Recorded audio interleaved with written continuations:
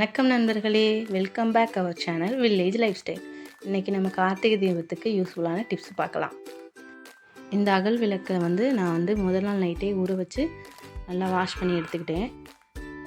இப்போ நம்ம அகல் விளக்குக்கு எப்படி மஞ்சள் குங்குமம் வைக்கலாங்கிறத பார்க்கலாம். நான் 2 ஸ்பூன் மஞ்சள் தூள் எடுத்துகிட்டு அதில் ஒரு சந்தன வில்லை வச்சு ரெண்டையும் நல்லா தண்ணி ஊற்றி மிக்ஸ் பண்ணிக்கலாம். இது ரொம்ப தண்ணியாகவும் மிக்ஸ் பண்ணக்கூடாது, நல்லா கெட்டியாக ஓரளவுக்கு மிக்ஸ் பண்ணிக்கணும்.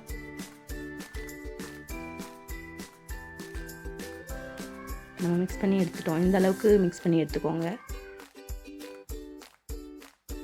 அதுக்கப்புறம் இதே மாதிரி குங்குமம் கொஞ்சம் எடுத்துக்கிட்டு அதுலேயும் லைட்டாக குங்குமத்தில் ரொம்ப லைட்டாக தண்ணி ஊற்றுங்க. ஏன்னா டக்குன்னு அது ரொம்ப தண்ணி ஆயிரும். அதனால் அதுலேயும் இந்த மாதிரி மிக்ஸ் பண்ணி வச்சுட்டு இந்த மாதிரி அகல் விளக்கு அந்த மஞ்சளில் நல்லா டிப் பண்ணி எடுங்க.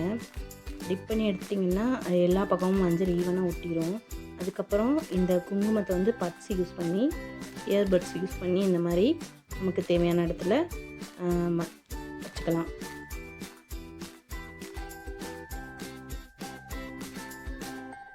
இந்த மாதிரி வச்சோன்னா சட்டுன்னு நம்ம 100 விளக்கு கூட டக்குன்னு வச்சிடலாம்.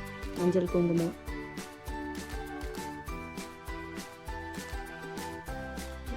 நான் இதிலே இன்னொரு டிசைனும் பண்ணி காமிச்சிருக்கேன். இது மாதிரி அகலில் அங்கங்கே மஞ்சள் வச்சு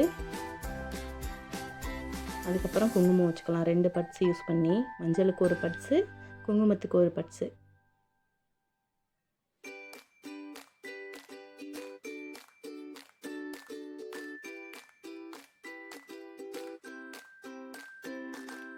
அதுக்கப்புறம் நம்ம கார்த்திகைக்கு திரி போடுவோம்ல, அந்த திரியில் இந்த மாதிரி சாம்பிராணி வீட்டில் இருக்கும். அந்த சாம்பிராணியில் கொஞ்சம் தூளாக பாதி எடுத்துகிட்டு அதை தூள் பண்ணிக்கலாம். தூள் பண்ணிவிட்டு அதில் ஒரு கற்பூரத்தை அந்த சாம்பிராணி தூளோட நல்லா மிக்ஸ் பண்ணிக்கோங்க. கற்பூரத்தை நல்லா சாம்பிராணியோட மிக்ஸ் பண்ணிவிட்டு இது ரெண்டையும் நல்லா மிக்ஸ் பண்ணிக்கோங்க.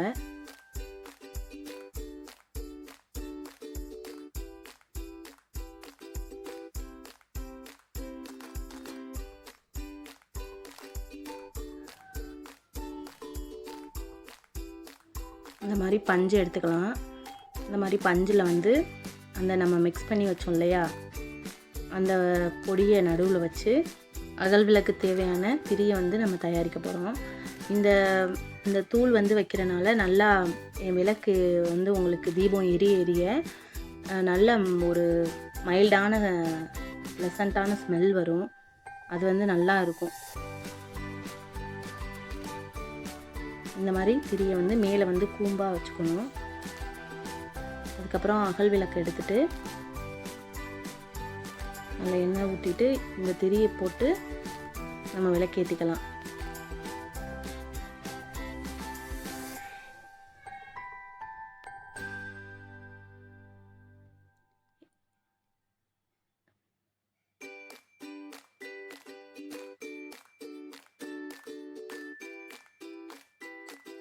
இந்த மாதிரி திரி போடுறதுனால காற்று வேகமாக அடித்தா கூட இந்த மாதிரி திரி போடுறதுனால அணையாது, தீபம் அணையாது.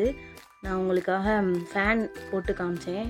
அந்த தீபம் அணையாமே இருக்குது. நீங்களே பாருங்கள்.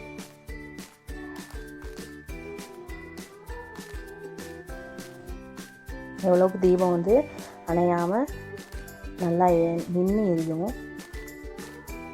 இதுக்கடுத்து நம்ம வீட்டு காம்பவுண்ட் வால் இல்லை முகப்பில் வைக்கிறதுக்காக இந்த மாதிரி வாட்டர் கேன், நம்ம வீட்டில் இருக்க வாட்டர் பாட்டில் கட் பண்ணி கத்தி ஹீட் பண்ணி கட் பண்ணி எடுத்துக்கலாம். இது டிரான்ஸ்பரண்ட்டாக இருக்கனால உங்களுக்கு எந்த பக்கமும் காற்றடிச்சாலும் அணையாது.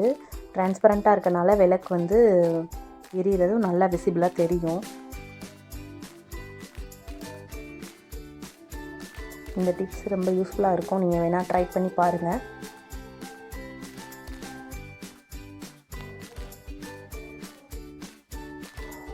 அதுக்கடுத்து நம்ம வாட்டர்லேயும் விளக்கேற்றலாம். இந்த மாதிரி வேஸ்ட்டான வாட்டர் பாட்டில் கேப் இருக்கும். அதில் நான் இந்த மாதிரி ஒரு கம்பி ஹீட் பண்ணி ஹோல் ஒன்று போட்டுக்கிறேன். அதில் இந்த மாதிரி திரியை இது பண்ணிவிட்டு திரியோட முனியில் வந்து லைட்டாக எண்ணெயை வச்சு நல்லா திரியை வந்து நசுக்கி விட்டுக்கலாம். இந்த மாதிரி கண்ணாடி கிளாஸில் ஒரு வாட்டர் விட்டு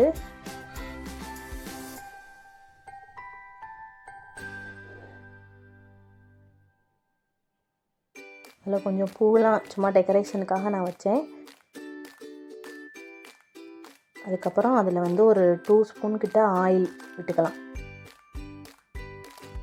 விட்டுட்டு நம்ம திரி வச்சுருக்க அந்த கேப்பை உள்ளே வச்சுட்டு இப்போ நம்ம ஏற்றினோன்னா ரொம்ப அழகான ஒரு வாட்டர் லைட் ரெடி. இதை நீங்கள் வீட்டில் ட்ரை பண்ணி பாருங்கள். ஒரு 1 hour அப்படியே எரியும்.